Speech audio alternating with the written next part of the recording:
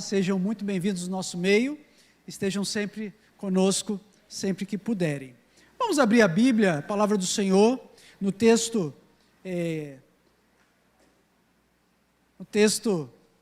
da Lucas capítulo 5, nós vamos fazer a leitura dos versículos 33 em diante.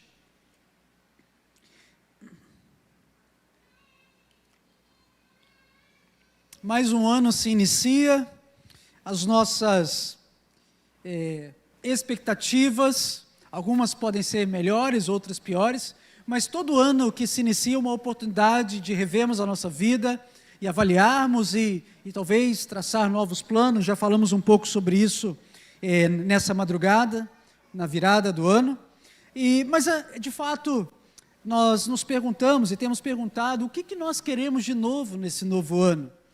E nós temos a proposta de refletirmos nos próximos domingos a respeito de um novo ano em novidades de vida. Acho que essa deveria ser a aspiração de todo cristão. Um novo ano em novidade de vida. E para iniciar essa reflexão, nós vamos fazer a leitura de Lucas capítulo 5, versículos 33 a 39. Vamos fazer a leitura desse texto.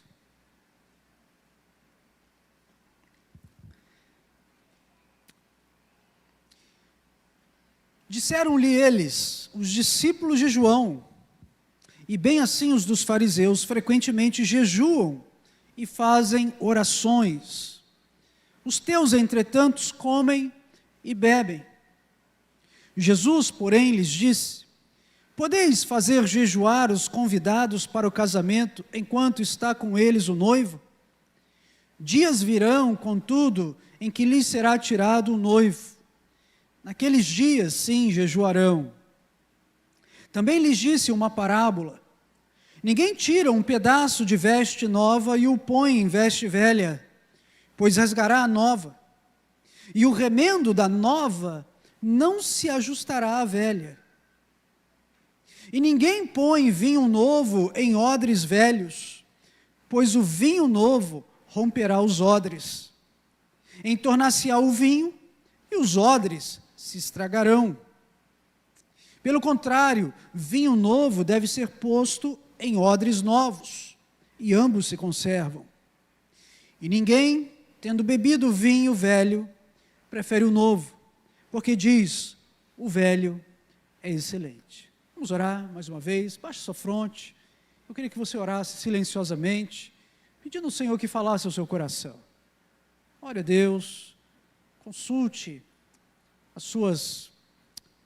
aquelas questões mais internas, mais secretas que você tem nessa noite.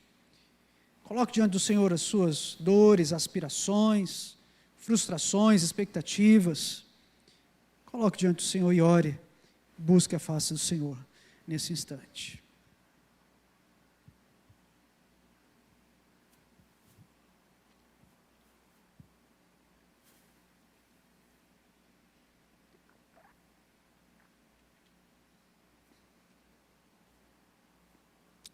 Pai Santo, aqui está aberta a Tua palavra.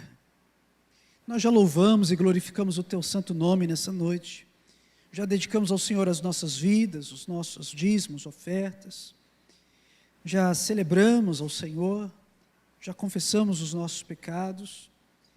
Mas agora, ao abrirmos a Tua palavra, pedimos, ó Deus, que o Senhor venha com porção dobrada do Teu Espírito Santo sobre nós, e que o Senhor venha de encontro às necessidades de cada um que está aqui nessa noite, cada um que nos acompanha à distância. Ó Deus, que a voz do Senhor seja ouvida e que o nosso coração seja terra fértil. Ó Deus, para acolher com carinho a semente. Ajuda-nos, ó Deus, a fazer a Tua vontade. Ajuda-nos a colocar os nossos olhos no Senhor e edifica as nossas vidas para o nosso próprio bem, para o bem da Tua igreja, para a prosperidade do Teu reino, para a glória do Teu nome, em nome de Jesus. Amém. Queridos irmãos, semana passada, o pastor Jonatas nos trouxe a palavra e o desafio sobre essa nova realidade em que Jesus vinha então nos conduzir e nos chamar a um novo modelo de fé, não mais baseada nos próprios méritos, mas baseados então na graça do Senhor. E essa graça tem sido oferecida a cada um de nós no decorrer da nossa caminhada cristã. Naquela ocasião, nós lembramos da oposição dos fariseus, a crítica dos fariseus, que os fariseus fizeram a Jesus, justamente porque havia chamado Levi, também conhecido como Mateus, um dos apóstolos do Senhor, e tendo sentado então à mesa dos publicanos e pecadores para comer com eles. Os fariseus, eles murmuravam contra Jesus e falavam, mas o que esse homem está fazendo? Que ele come com os pecadores e com os publicanos. Lembrando que os publicanos eram aquelas pessoas que eram arrebanhadas pelo Império Romano para coletar impostos dos próprios judeus. Então eles eram tidos como traidores da pátria. E os pecadores eram homens e mulheres que tinham uma vida torta aos olhos das pessoas religiosas daquele tempo. O fato é que aquela crítica sobre Jesus era uma crítica recorrente, e isso acontecia com muita frequência. E na sequência, tanto dos outros evangelhos, quanto aqui no Evangelho segundo Lucas, nós temos então uma outra ocasião, um outro momento, pode ter sido naquele mesmo dia, em que a crítica já não é mais que Jesus estava comendo com os pecadores, mas aqui a crítica era que os discípulos de João e os fariseus frequentemente jejuavam. Mas Jesus e os seus discípulos não tinham a prática do jejum. Na verdade, eles deveriam sim ter a prática do jejum, só que existia alguma coisa muito mais importante acontecendo naqueles dias. Jesus estava então formando aquela que seria a célula primeira, a célula de onde se multiplicariam todas as células para a formação então desse grande corpo que nós chamamos a igreja do Deus vivo. Mas o fato é que naquele momento, treinamento intensivo, dedicação intensiva a Deus, a ouvir a palavra de Deus da boca do próprio Filho de Deus encarnado, naquele momento a prioridade não era jejuar, não era fazer os rituais judaicos, mas a prioridade era aprender do próprio Deus, o Deus vivo, que se encarnou e habitou entre nós. Só que os discípulos de Jesus, de fato, eles viviam uma vida que era um pouco diferente da cultura religiosa, tanto dos fariseus quanto dos próprios discípulos de João Batista. E essa era a realidade, então, esse era o escrutínio pelo qual Jesus estava passando por ali, diante daquelas pessoas. E a resposta de Jesus ela é muito interessante e é uma resposta muito importante para nós. A resposta de Jesus, ela é dada em etapas. A primeira etapa, Jesus traz a metáfora do casamento judaico. O casamento judaico, ele era um casamento que durava pelo menos 7 dias. E era um momento onde havia bastante celebração. Primeiro, os amigos do noivo se reuniam no lugar, as amigas da noiva se reuniam num determinado lugar, eles celebravam, eles comiam, eles dançavam, eles bebiam. Era um momento de muita alegria, de muita expectativa. Porque, obviamente, cada cultura teve, então, assim, os seus ritos para celebrar o casamento, e o rito judaico compunha essas etapas. Finalmente, no decorrer daquela semana, os familiares do noivo, os amigos do noivo, levavam o noivo até a noiva. Eles, então, chegavam, eles se apresentavam, às vezes se conheciam muito pouco, tinham apenas o contrato de casamento, mas ali davam suas mãos, e aí o noivo conduzia a noiva lá para a sua habitação. Eles realmente tinham lá aquela consumação do ato conjugal, e vinham depois celebrar com todos os convidados. E o que o Senhor Jesus fala, olha, não é possível Não é possível que haja tristeza, lamento, jejum, choro, enquanto o noivo está presente. E aqui é claro que o Senhor Jesus, ele se compara ao noivo.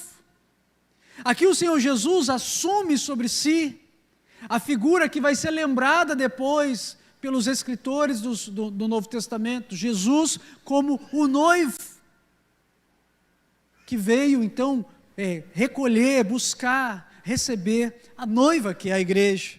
De Deus não era apenas o bem-estar do homem e da mulher, porque, irmãos, poucas coisas nos trazem tanta satisfação, tanta alegria, quanto um bom casamento.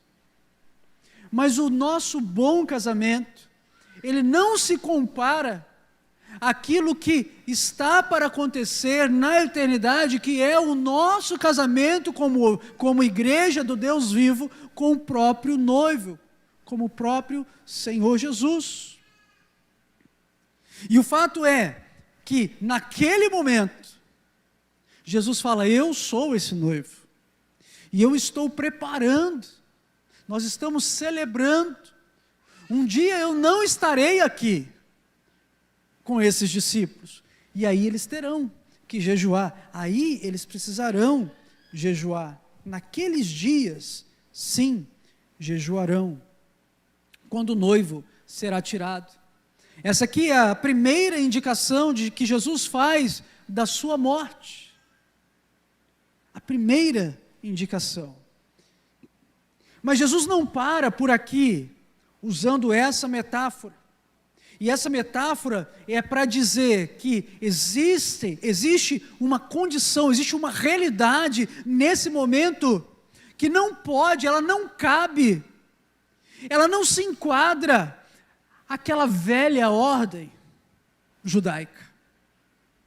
E era importante que as pessoas que estavam ali, que eles discernissem o momento da sua visitação, a importância da sua visitação, a singularidade daquele momento na história em que o noivo estava presente, porque ele só se repetiria novamente no grande banquete celestial na eternidade.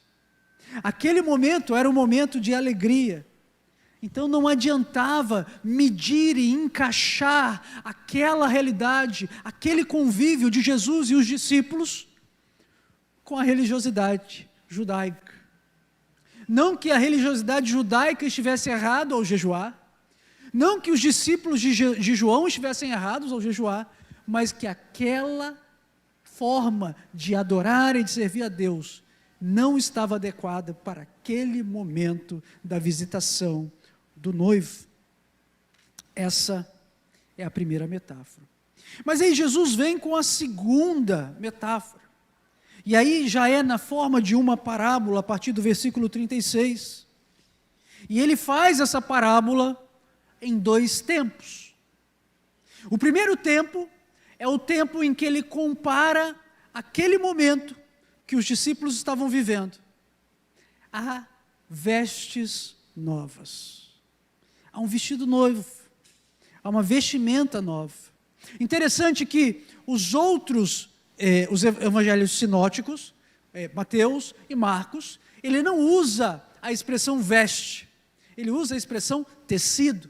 Você não pode pegar um tecido novo e colocar numa veste nova para cobrir uma rotura, para reformar, para reajustar alguma coisa que estava rasgado, algo que já não estava, algo que estava usado, algo que não estava mais servindo aos seus propósitos.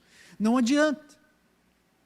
Porque o tecido novo, ele tem uma flexibilidade diferente, ele tem uma trama nova, uma trama diferente que não se ajusta ao tecido antigo.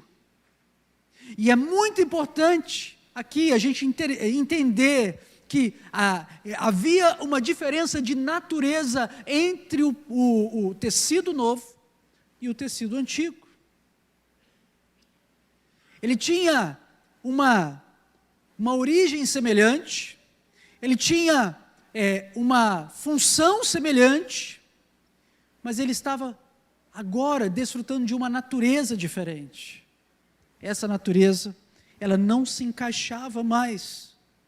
Mas eu gosto da maneira que Lucas apresenta, porque ele não apenas traz para a gente a noção que não seria mais adequado, não seria mais útil, porque aquele tecido novo, com a sua elasticidade diferente, com o seu vigor diferente, o que ele ia fazer era reparar sim, momentaneamente, aquilo que estava corroído, roto, antigo, ele ia fazer isso, mas num segundo momento, aquele reparo, ele ia provocar uma rotura ainda maior, ele não se adequaria àquele vestido. Mas aqui, mais do que a função, que não alcançaria a sua função, a noção que temos aqui em Lucas é que não faz sentido. E essa noção ela é mais interessante nesse ponto. Não faz sentido. Se Deus proveu uma roupa nova, e aqui eu quero colocar alguma coisa muito pessoal, quero pedir licença para isso. A minha esposa vive pegando no meu pé, presbítero Heberton, porque eu sou um usador de roupa velha. Eu deixo a roupa nova para sempre usar em outra ocasião mais chique, igual quando eu venho pregar, por exemplo. Quando eu vou trabalhar, quando eu fazer outras coisas, é a roupa velha. E aí às vezes ela olha para mim e fala, mas não tem coisa mais velha para você usar, não? Porque é ilógico. Não faz sentido você pegar o novo, o belo, e você vai lá e destrói, você corta um pedaço dele para tentar encaixar naquilo que está velho, que está surrado, que está usado, que já não presta, que está emburacado. Eu acho muito legal a maneira que Lucas coloca isso. Ninguém tira um pedaço da veste nova, aquela veste que Deus preparou, que Deus proveu, que Deus visitou, e vai colocar, vai cortar, vai estragar aquilo que Deus fez, para colocar em alguma coisa antiga, já em desuso. Não é possível, não é possível, não faz sentido. O remendo da nova não se ajustará à velha, o remendo da nova rasgará a nova. O remendo da nova rasgará a nova, e o remendo da nova não se ajustará à velha. Esse é o primeiro momento da parábola. E aí vem o segundo momento da parábola. E ele segue: ninguém põe vinho novo em odres velhos, pois o vinho novo romperá os odres, entornar-se-á o vinho e os odres se estragarão. Pelo contrário, vinho novo deve ser posto em odres novos, e ambos se conservam. Esse é o segundo ponto da parábola. E o ponto que Jesus faz é que ele usa o exemplo de odres. Os odres eram nada mais, nada menos do que sacolas impermeáveis feitas de couro para reter, para onde era colocado o suco de uva, para que ele fosse fermentado de maneira muito artesanal, fosse fermentado e pudesse ali produzir algum vinho. E o fato é que aquelas sacolas que eram costuradas com peles aí de carneiro, ovelha, elas tinham uma função muito boa, enquanto elas estavam boas para serem usadas para líquidos, para suco de uva, que iriam então fermentar e produzir aquele vinho ali dentro. Conforme eles fermentassem, ele ia expandir, e ele precisava de odres que fossem elásticos. Pastor, o odre velho era inservível? Não, o odre velho tinha servidura, mas ele servia para armazenar vinhos que eram antigos. O odre novo era usado para armazenar então o suco de uva, que ou não tinha sido fermentado o suficiente, ou ainda não tinha sido fermentado. O fato é que o Senhor Jesus fala: não adianta você querer botar um vinho novo num odre velho, porque o que você vai fazer é que quando esse vinho novo, ele fermentar e se expandir, O odre velho, que já é rígido, já não tem a mesma elasticidade, já tem uma propriedade já enrijecida, ele vai estourar. E aí você vai perder a utilidade do odre antigo e vai desperdiçar o vinho novo. Não se encaixa. O que você precisa é de vinho novo em odre novo. Quando Jesus fala sobre essas coisas, e aí sobre essa parábola, o que nos vem à mente é que sim, havia um proveito em todo o sistema religioso do Antigo Testamento. Houve sim um esforço para que as pessoas se curvassem, se voltassem para Deus, ao longo da história do Antigo Testamento. Quando Jesus encontra aqui no primeiro século os fariseus, ou todas as outras seitas aqui, judaicas, o que Jesus encontra é o resultado de uma caminhada histórica de desvios e retornos para o Senhor. E de fato, ao longo da história, o povo judaico havia se afastado e recebido tamanha repreensão que após o retorno do exílio babilônico, esses partidos zelosos, pessoas que procuravam com zelo, já não mais permitiam o afastamento de Deus, eles começaram a criar normas que pudessem facilitar as pessoas a obedecerem a Deus e evitar esse afastamento ritual do Senhor Deus. Geralmente nós criticamos e muito os fariseus porque eles eram um dos principais opositores do Senhor Jesus. Mas nós temos que lembrar que os fariseus daqueles dias eram aqueles que vinham de um longo processo de educação, um processo pedagógico de Deus, em que Deus repreendeu o seu povo por causa da sua infidelidade. Mas o fato é que naquele ponto nós tínhamos aquilo que era conhecido como a tradição dos antigos.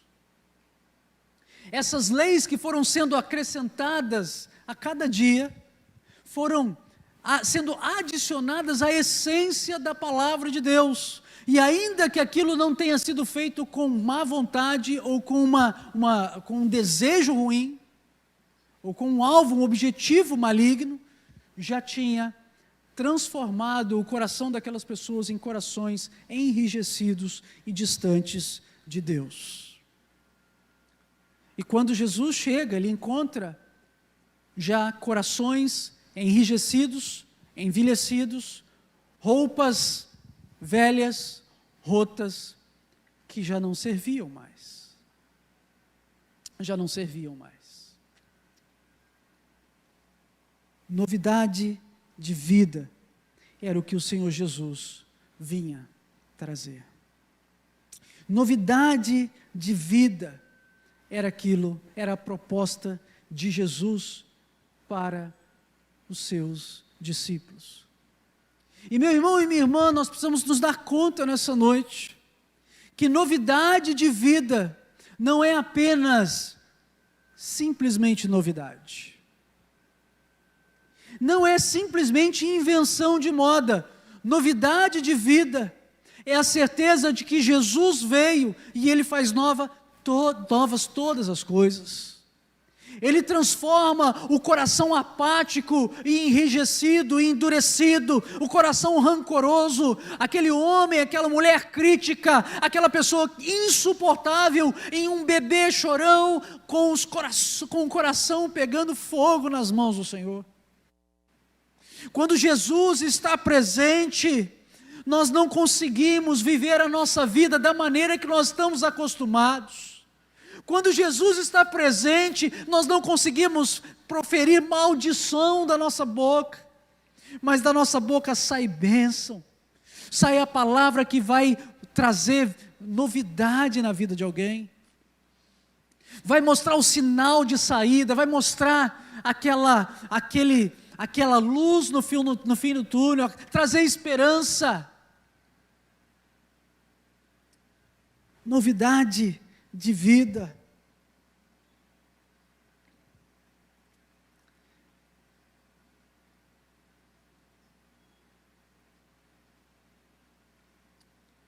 O Senhor Jesus, Ele estava presente naqueles dias. Mas nós cremos que o Senhor Jesus está presente hoje.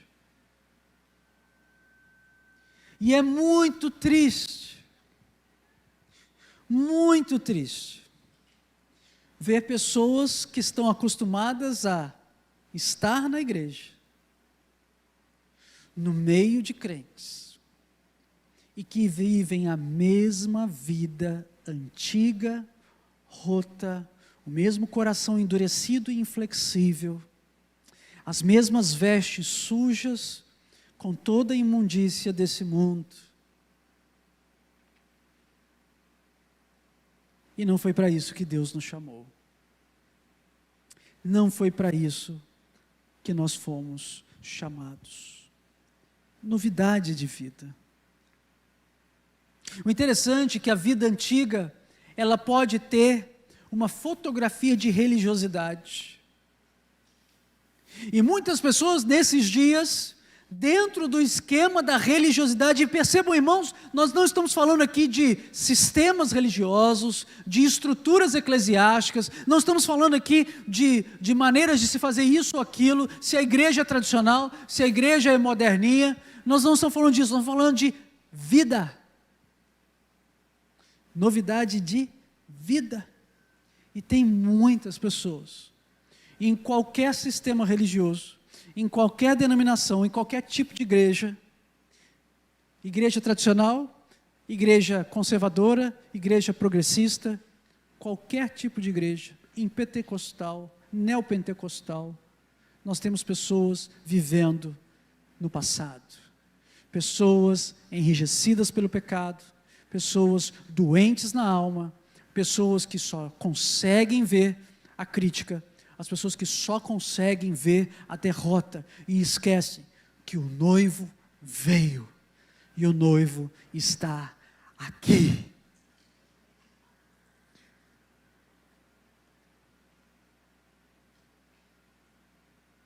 Marido e mulher, o noivo está aqui.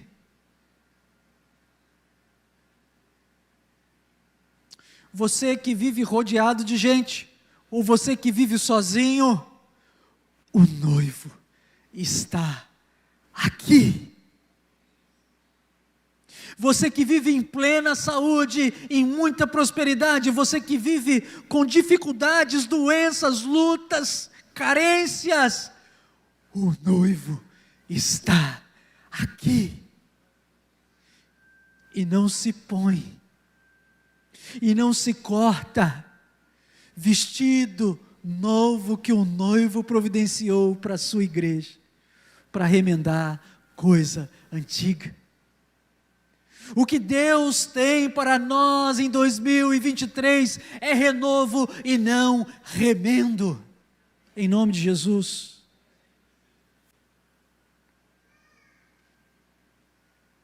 É novidade de vida e não inventação de moda, em nome de Jesus. São vidas transformadas, são pessoas apaixonadas por Jesus. É gente que, quando todo mundo estiver fazendo aquela piada infame ao seu redor, você vai poder falar de Jesus. Quando todo mundo estiver desanimado, descrente, você vai poder dizer: eu sei que o meu Redentor vive e por fim Ele se levantará a meu favor. Novidade de vida.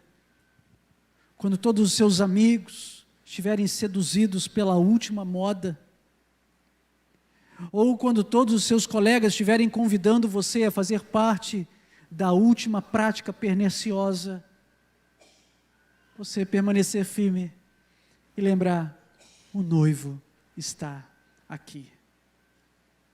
Quando você entrar no seu quarto ou no seu banheiro, ou estiver diante da tela do seu computador ou do seu celular, no momento que você pode fazer o que você quiser, você lembrar: o noivo está aqui. Eu não quero vida velha. Eu não quero rasgar, não quero cortar as vestes novas para remendar aquilo que já não presta mais. Eu quero vestir a veste nova. Eu não quero colocar aquilo que não pode ser colocado no lugar de Deus. Eu não quero mais aquilo que não pode ser conciliado. Eu não quero viver uma vida no domingo e outra vida de segunda a sexta. Eu não quero viver uma vida pública e uma coisa completamente diferente da minha vida privada. Eu não quero falar uma coisa e crer no coração outra coisa. O vinho novo é para odre novo, em nome de Jesus. Mas tem uma terceira questão que eu queria tratar ainda, e está no versículo 39. Curiosamente, esse versículo 39 não está nem em Mateus e nem em Marcos. E o que o Senhor Jesus quer dizer com isso? Ninguém, tendo bebido vinho velho, prefere o novo, porque diz, o velho é excelente. A primeira interpretação para esse versículo aqui é talvez a interpretação mais imediata e mais correta, mais segura da gente adotar. É claro que aqui Jesus está usando tudo que é novo para se referir a Ele e tudo que é antigo para se referir à fé judaica. Então como é que nós olhamos isso? Ele fala, ninguém tendo bebido vinho velho prefere o novo, porque diz, o velho é excelente. E aqui ele coloca que existe uma preferência pelo que é velho. É a primeira interpretação. E aqui, o que ele quer dizer é algo muito profético, que vai ser difícil viver em novidade de vida diante de um povo que se amarra naquilo que é velho. Vai ser difícil você crer no meio de um povo incrédulo. E esse povo incrédulo pode ser parceiro seu de igreja. Vai ser difícil viver em santidade, de meio de gente ímpia e impura.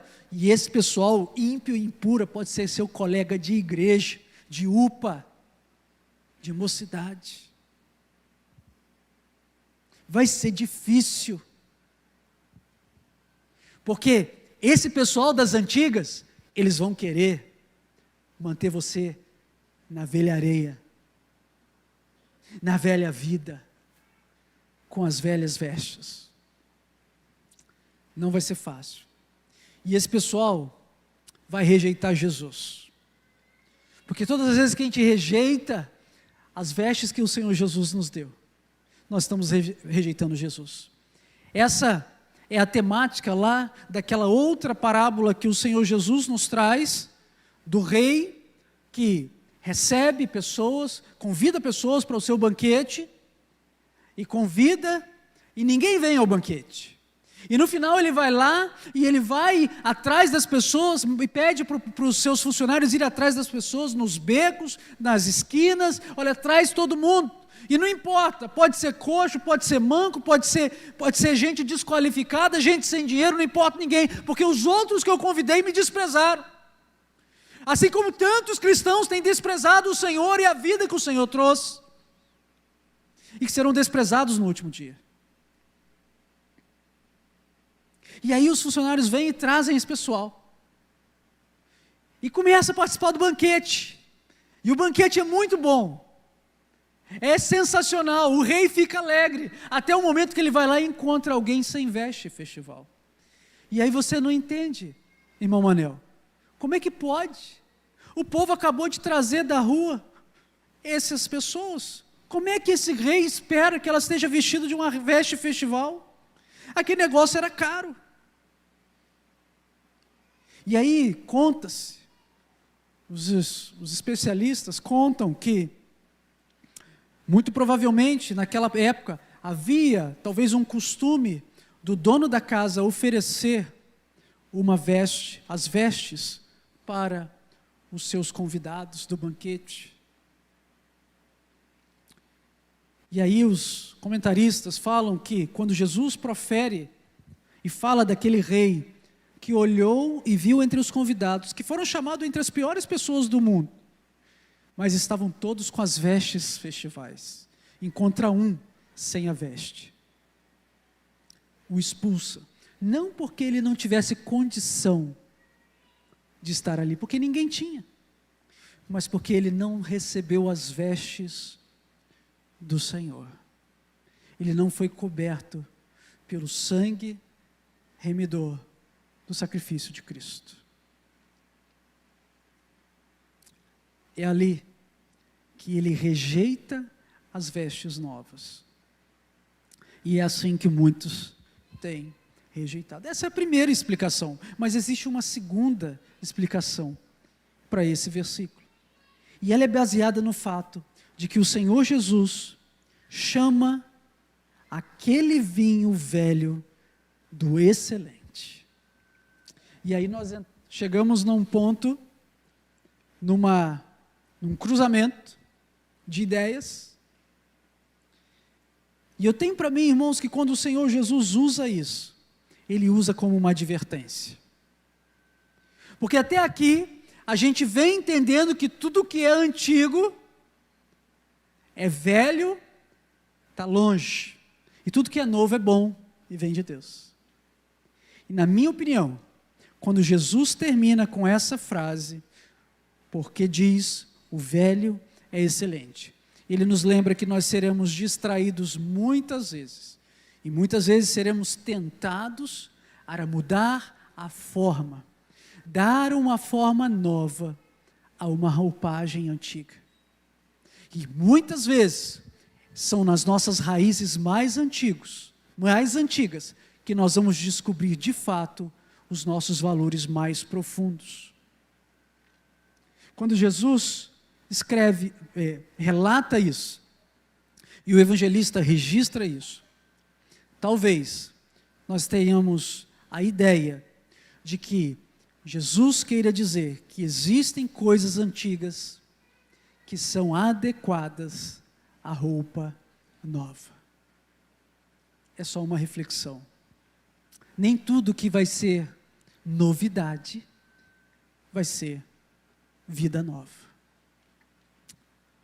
Nós estamos num novo ano, iniciando, e eu quero desafiar você a começar o seu ano em novidade de vida para a glória de Jesus.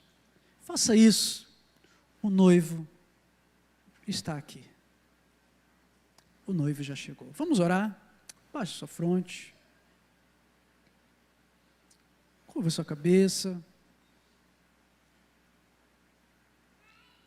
Eu não sei se você está decidido a viver uma vida nova nesse ano. Olha, as promessas eu estou com uns 3 quilos a mais aí. Desde que eu entrei na IPBL, as confraternizações estão muitas, papo de casal, uma benção.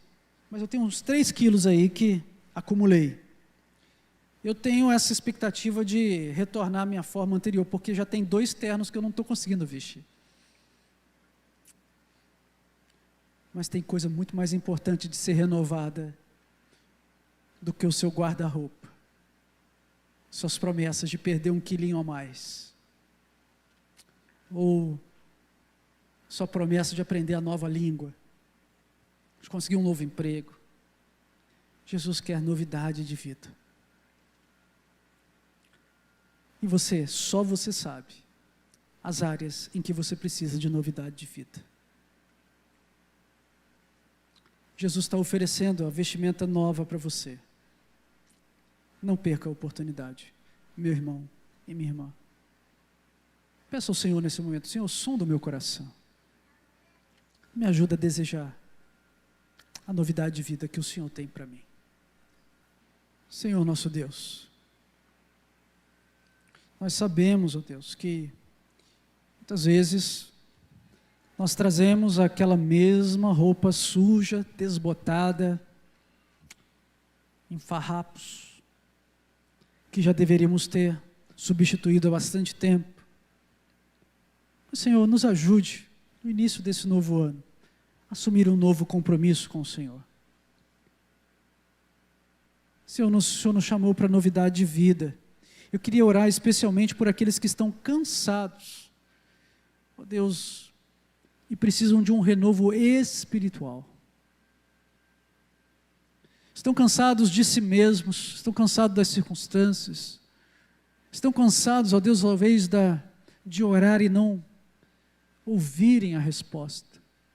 Ó Deus, visita o teu povo, afaste de nós toda a prostituição, toda a amargura de coração, toda a impureza, toda a incredulidade. Afaste de nós, Senhor, todo o desânimo. Ajuda-nos, Senhor, a enxergar o noivo de novo no nosso meio. Pai, visita o teu povo, abençoe o teu povo,